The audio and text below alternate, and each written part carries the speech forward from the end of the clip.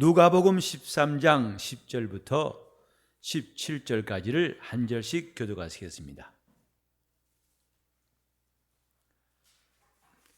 안식일에 한 회당에서 가르치실 때에 18년 동안을 귀신 들려 앓으며 꼬부라져 조금도 펴지 못하는 한 여자가 있더라. 예수께서 보시고 불러 이르시되 여자여 네가 내 병에서 놓였다 하시고 안수하심에 여자가 곧 펴고 하나님께 영광을 돌리는지라. 회당장이 예수께서 안식일에 병 고치시는 것을 분내어 무리에게 이르되 일할 날이 엿새가 있으니 그동안에 와서 고침을 받을 것이요 안식일에는 말 것이니라 하거늘. 그래서 대답하여 가라사대 외식하는 자들아 너희가 각각 안식일에 자기의 소나 나귀나 마구에서 풀어내어 이끌고 가서 물을 먹이지 않냐면 그러면 18년 동안 사단에게 매임받은 이 아브라함의 딸을 안식일에 이 매임에서 푸는 것이 합당치 아니하냐. 예수께서 이 말씀을 하심에 모든 반대한 자들은 부끄러워하고 온 무리는 그 하시는 모든 영광스러운 일을 기뻐하니라. 아멘. 예수께서 주로 안식일에 이적을 행하시고 많은 역사를 하신 것이 성경에 나옵니다. 그리고 그것이 바리새인들, 서기관들 또 장로들과 대제사장들에게 심히 거치는 것이 되고 그들과 충돌할 수 있는 이유가 되었습니다. 왜 하필이면 안식일이냐? 다른 나라지 왜 그러느냐? 예수께서도 요한복음 5장에 베데스다에 못 가 있던 사람 곧 38년 된 병자를 고치신 것도 안식일이에요. 이것이 그들에게는 걸림이 돼가지고 왜 안식일에 병 고치느냐 하고 예수님께 따져 물었던 것입니다. 여러분, 우리는 성경에 자꾸 반복되는 사건을 보면은 유심히 봐야 됩니다. 거기에 이유가 있어요. 거기에 뜻이 있어요. 사람도 중요한 말할 때는 반복하죠. 한 번 말하는 게 아니라 두 번 거듭 말할 때 이거 중요한 말이구나. 예수께서 안식일에 병 고치시더라. 이것이 오늘 함께 읽은 제목이에요. 안식일에 병 고치시는 예수. 여기는 지금 18년 동안 귀신 들려 앓으며 꼬부라졌다. 18년이란 기한이 중요한 것도 아니고 귀신 들렸단 말이 중요한 것도 아니고 앓았단 말이 중요한 것도 아니고 꼬부라졌단 말이 중요한 것도 아니고 또 여자라는 것이 중요한 것도 아닙니다. 안식일에 예수께서 병을 고치시다. 그 결과 이 사람은 나았고 그런데 이것을 본 회당장은 매우 불쾌했어요. 화가 났어요. 그래서 예수님께 직접 말씀을 못 드리고 사람들을 나무랬습니다. 날짜가 많은데 왜 하필이면 날이야? 다른 날 와. 오늘은 안식일이야. 하고 다른 날 와서 고침받으라고 말했습니다. 그때 예수님은 그 말에 옳다고 여기지 아니하시고 한 가지 예를 들으셨어요. 너희가 한 일 가운데에서 너희의 소나 나귀가 안식에는 마구간에서 풀어내가지고 이끌고 와서 물을 먹이지 않느냐? 안식이라고 그들을 계속 마구간에 두는 사람이 있느냐?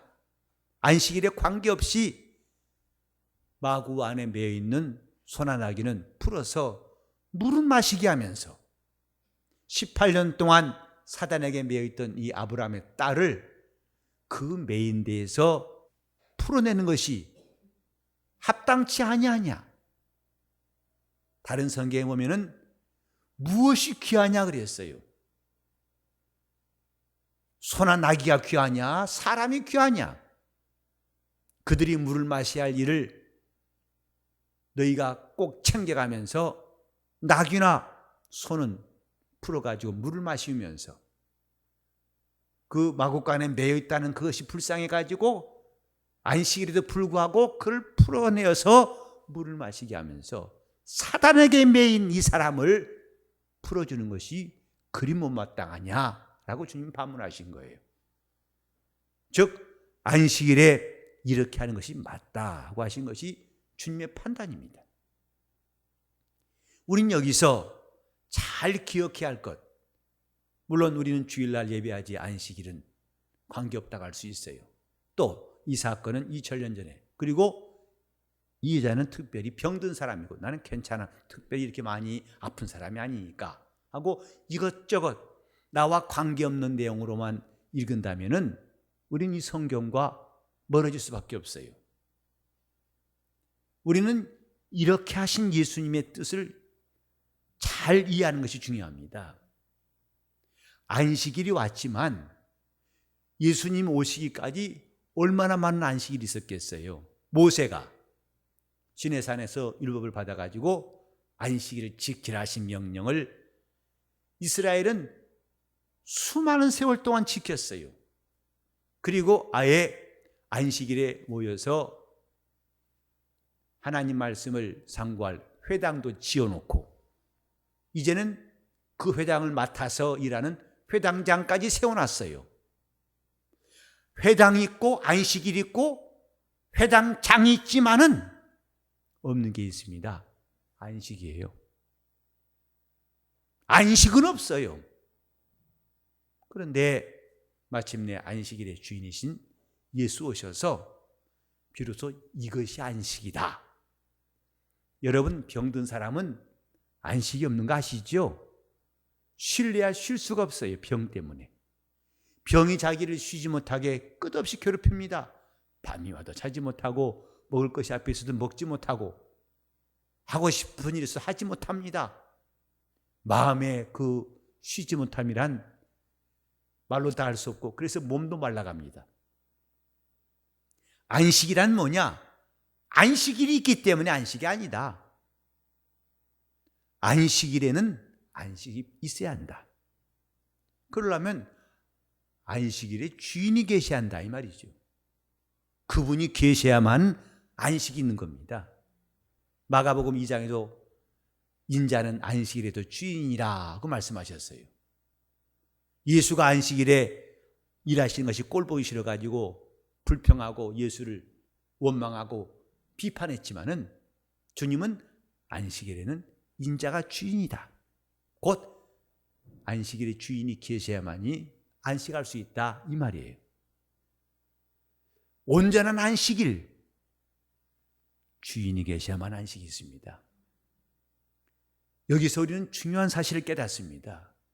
오늘날 교회를 돌아볼 때에도 교회가 어떤 곳인가? 에베소서 2장 끝절에 보면 만물을 충만케 하신 자의 충만이라 그랬어요. 교회가 뭐냐? 만물을 충만케 하시는 이가 충만한 것이 교회다. 그것이 예수님의 교회예요. 그렇기 때문에 교회가 세워져 있고 담임 목사가 있을지라도 성도가 많이 있을지라도 각종 제도가 확실하고 딱 부러진 것이 있고 교회가 화려할지라도 그 주인이 안 계시면 헛것입니다. 거기서 그분 일하심이 없다면 아무 소용 없어요. 그건 하나의 박물관처럼 저 이방신들의 신전과 다를 바가 없어요. 교회에 들어온다고 구원받는 거 아닌가 아시지요? 여기 앉아있는다고 믿는 것이라고 할 수 없는 거 아시지요? 교회가 뭐냐? 다 같이 합시다. 만물을 충만케 하시는 자의 충만이다. 곧 예수 그리스도와 충만한 것이 교회예요. 교회는 있는데 주님이 안 계신다면, 안식일은 되었는데 안식일에 주인이 안 계신다면 무슨 소용이 있겠어요? 아무리 찬송을 많이 부르고 아주 오묘한 화음으로 성가대가 찬양대가 또 각종 찬양팀이 멋있는 조명과 함께 했다 할지라도 만물을 충만케 하신 이가 계시지 않다면 과연 교회라고 할 수 있을까? 안식일에 회당장은 예수를 핍박했어요. 그가 만약에 안식일이 무엇인지 알았다면 오히려 주님이 하신 일을 적극적으로 환영하고 찬양하고 감사하고 주님께 영광 돌렸을 것입니다. 그러나 오히려 회당장은 예수님이 하신 일 보고 분을 냈다고 그랬어요. 그 이유는 안식일에 일하신다는 것. 왜 안식일에 일하시느냐? 이렇게 어처구니 없는 안식일의 주인을 몰아내는 이 현실은 오늘날도 똑같습니다. 오래전부터 한국 교회는 예수님이 안 계신단 말이 유행했어요. 그래서 사람들이 다 해놓고 겉으로는 주님이 다 하셨습니다. 이렇게 참으로 듣기 민망한 인간들이 자기 열심히 만들어 놓고서 주님이 하셨다고 그래 놓고 영광은 자신들이 받고 있어요. 하나의 형식적으로 주님 하셨다고 해놓고 자신이 영광 받고 있어요. 주님은 말씀하시기를 내가 이 반석 위에 내 교회를 세우리라 하셨어요. 그리고 그 교회는 이 땅에 성령이 마실 때 비로소 탄생한 겁니다. 예수 그리스도의 교회는 성령 강림과 함께 시작되었어요. 그리고 성령께서 감독자가 되셔가지고 교회를 다스리시고 교회에 역사하신다는 것을 성경은 말하고 있어요. 귀 있는 자는 성령이 교회들에게 하신 말씀을 들으라고 요한계시록에는 7번이나 그 말씀이 반복되어 있어요. 과연 지금 교회에 주님이 역사하시고 계신가? 과연 주님이 살아 역사하시는 교회인가?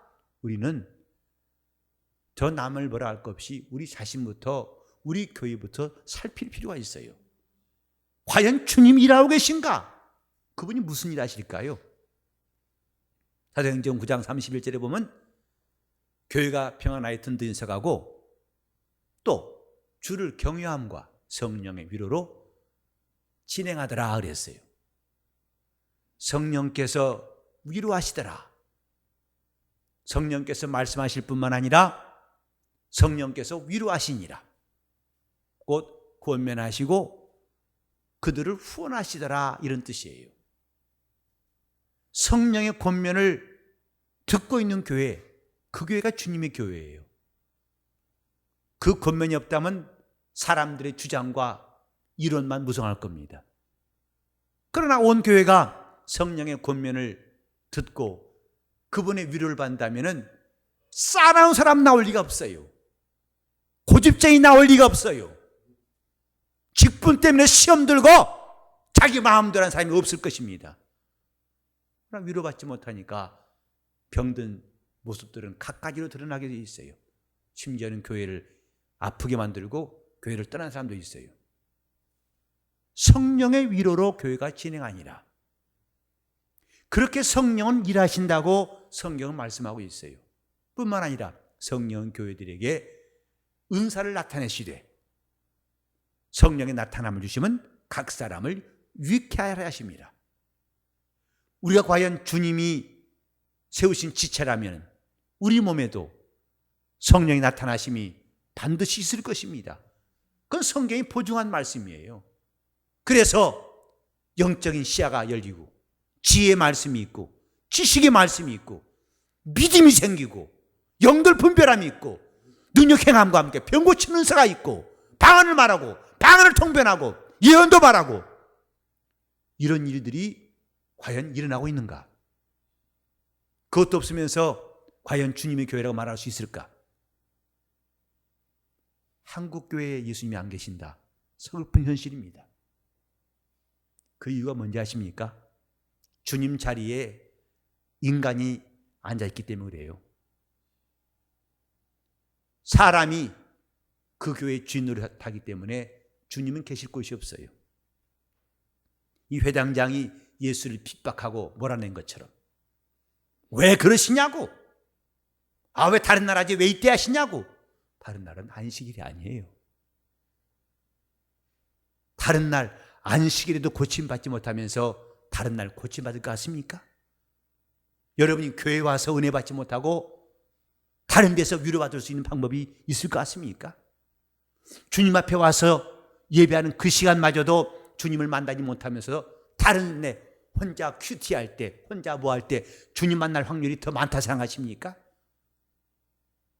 우리가 주님께 드리는 예배가 매우 귀한 것, 그것은 그 어떤 날보다도 주님께서 우리에게 약속하시고 가까이 접근하시고 더 확실히 역사하시는 날이기 때문에 그렇습니다.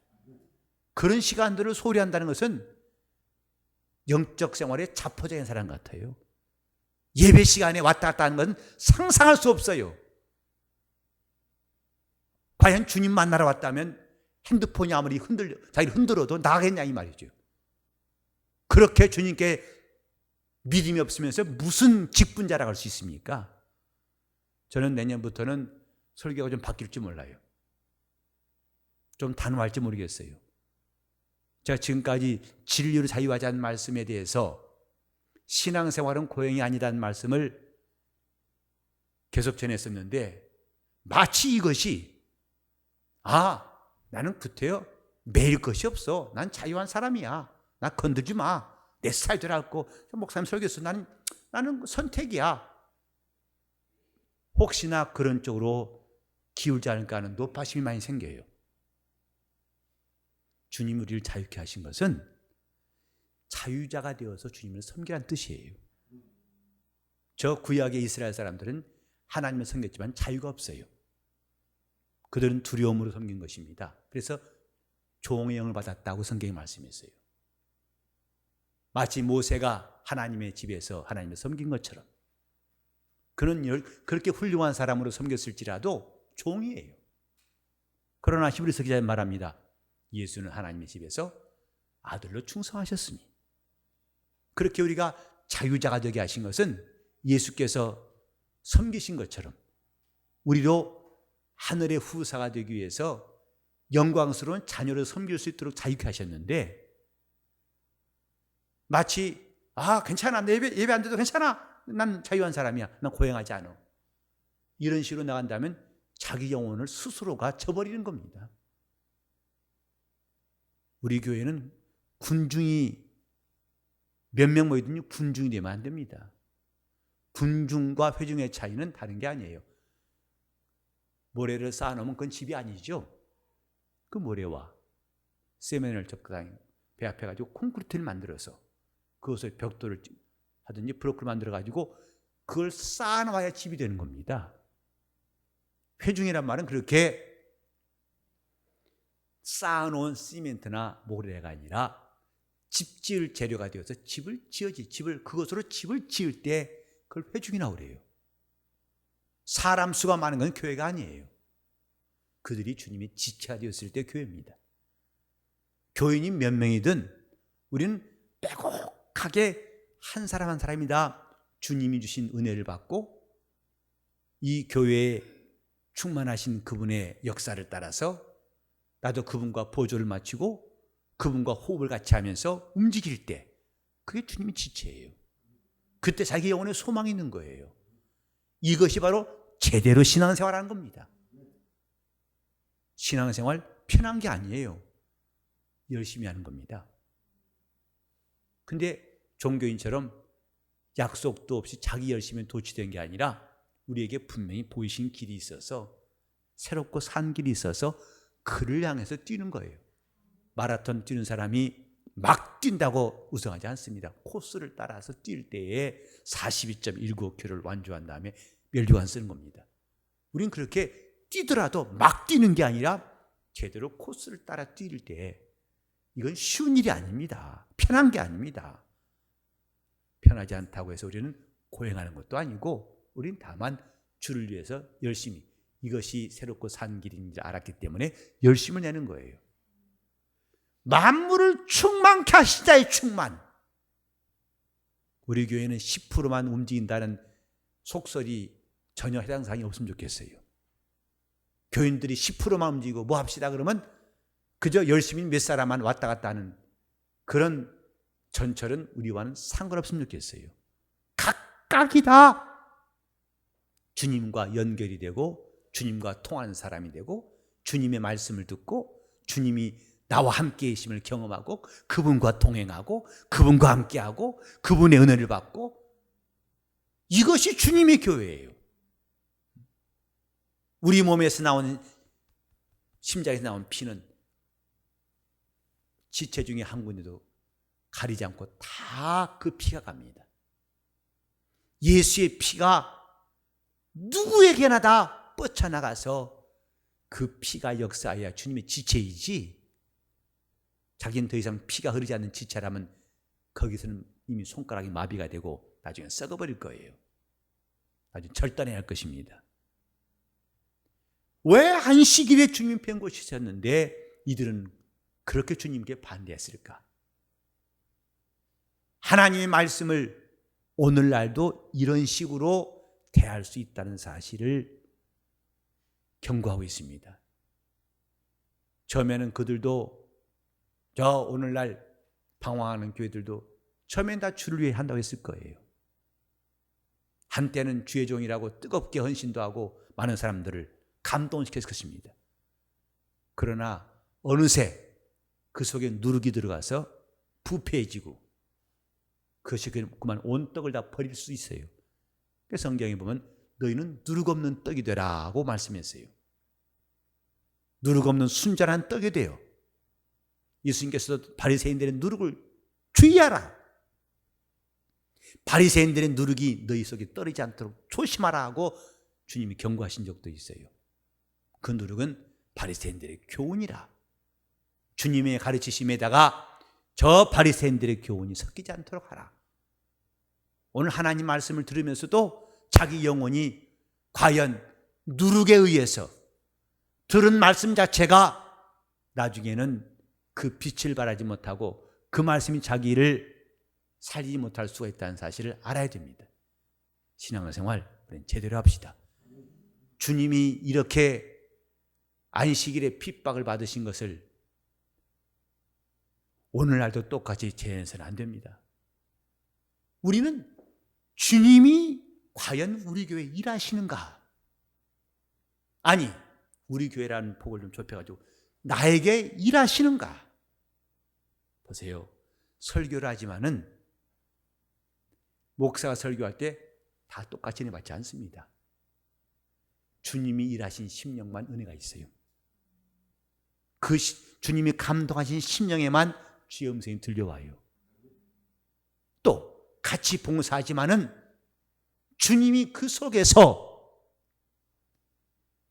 겸손하신 주님이 우리 속에서 일하실 때 그 봉사에는 기쁨이 있으나 그렇지 않은 봉사에는 기쁨이 없어요. 나중에 집에 들어가면 피곤해요. 아유, 다음 주엔 안 해야겠다. 다들 왜 가버린대지?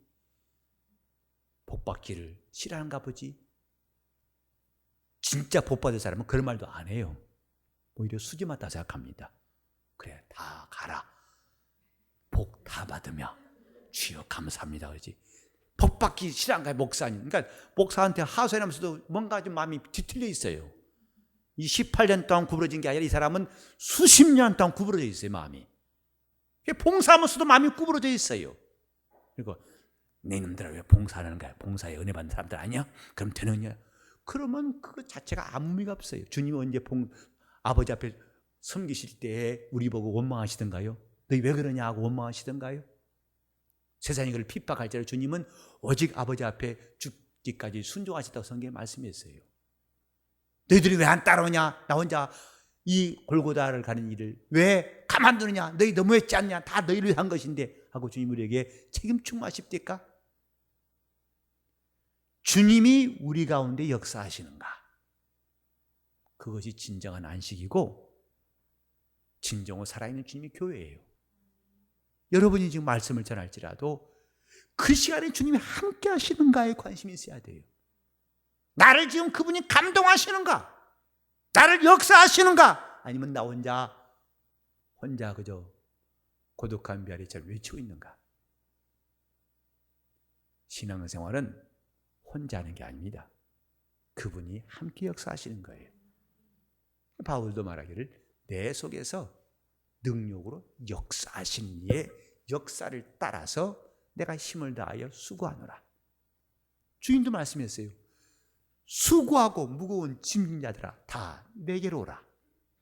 내가 너희를 쉬게 할 것이다. 그리고 나의 멍에를 메고 내게 배우라 하셨어요. 그 주님의 멍에를 함께 매자는 것입니다. 그리고 배우자. 그리하면 너희 마음에 쉼을 얻으리니 나의 멍에는 쉽고 가벼움입니다. 우리가 영적 생활을 제대로 하려면 주님과 함께 그분의 멍에를 메고 배우는 겁니다.